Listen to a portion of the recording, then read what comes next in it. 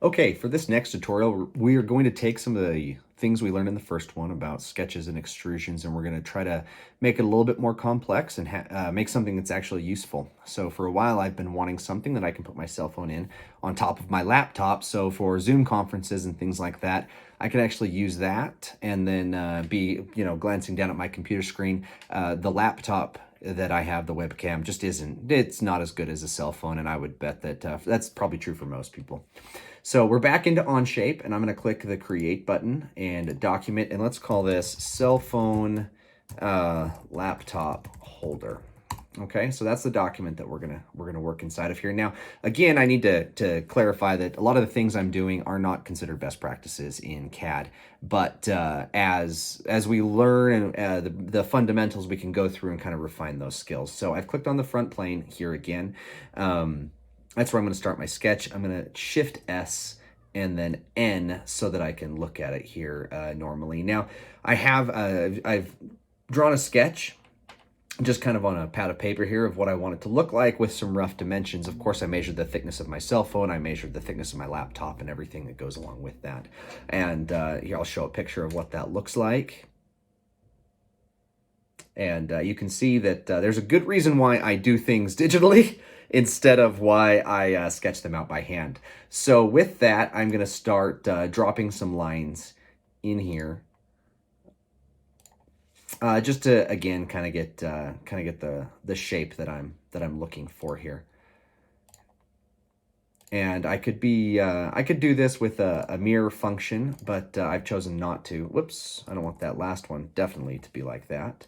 We'll go through and we'll show some of the constraining things. So this is terrible, but it is the back of what my cell phone holder is gonna be. Now let's start locking a few things together. Now I want this clearly is not vertical, so I'm gonna hit that, and then I want it to be vertical there, and so it lines up. Also, I want it to be equal, those two to be equal with one another.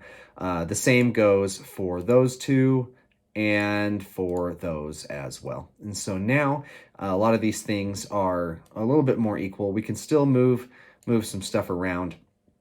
And now let's drop some dimensions in. So I wanted this to be about 2 inches high to that peak.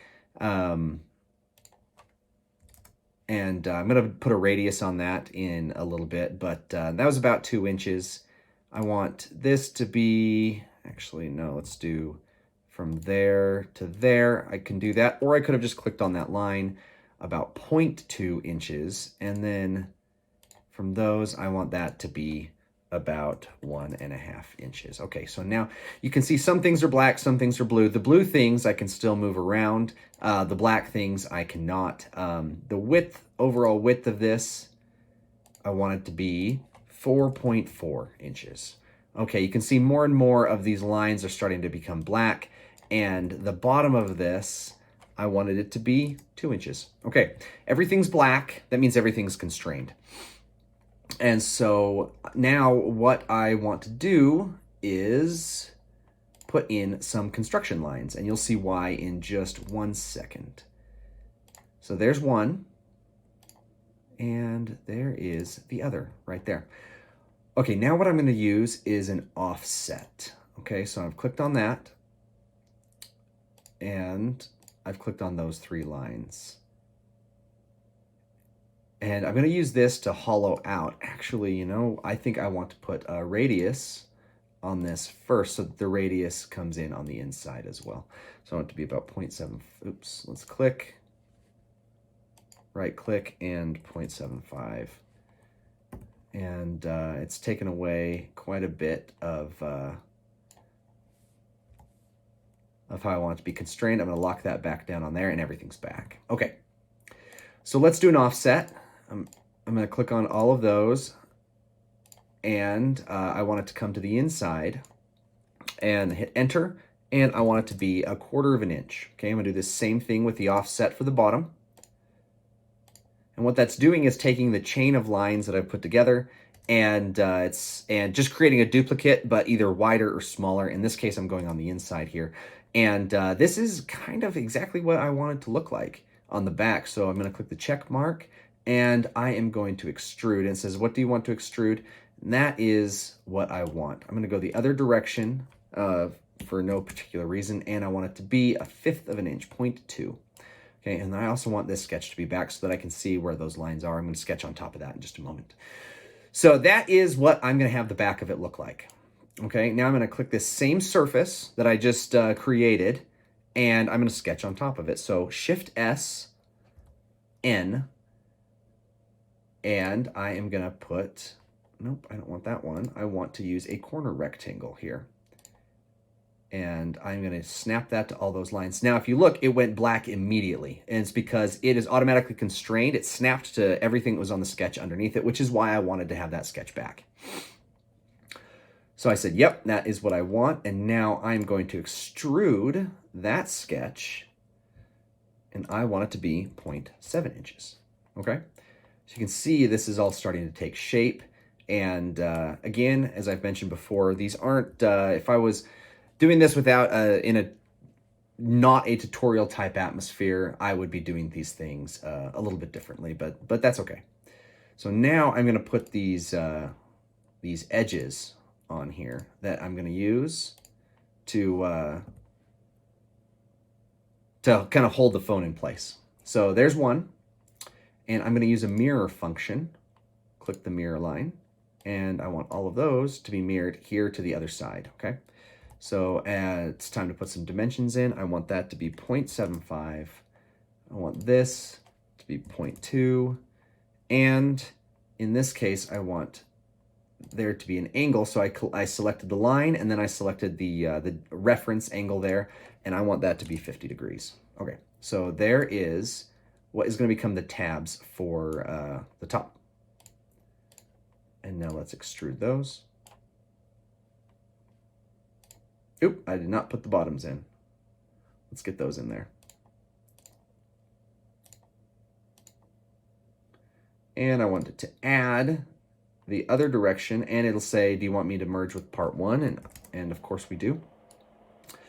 So there's that. You know what? Now let's go back in. Let's actually add on the bottom. I'm going to add a couple of different things here. You'll see why in just a moment.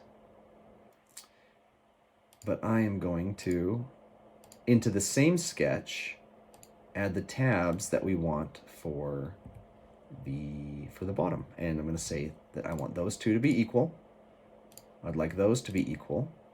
And it'll automatically snap that in and make that equal because it had previously snapped that reference there. So now I want to, mirror that line, just as we've done before, and everything's going to snap into over there.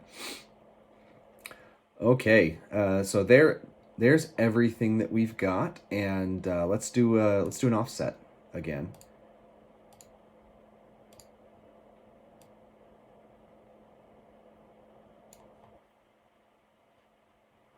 And let's say we want it to be 0.15. Okay. Let's mirror. Select the mirror line. And we'll put these over into that one as well. And since we don't have a line right between there, we can't mirror that feature down to the bottom. And so we're going to have to do an offset down here as well. Oh, come on. That was, I've apparently struggled clicking on the difference between the offset and the mirror recently.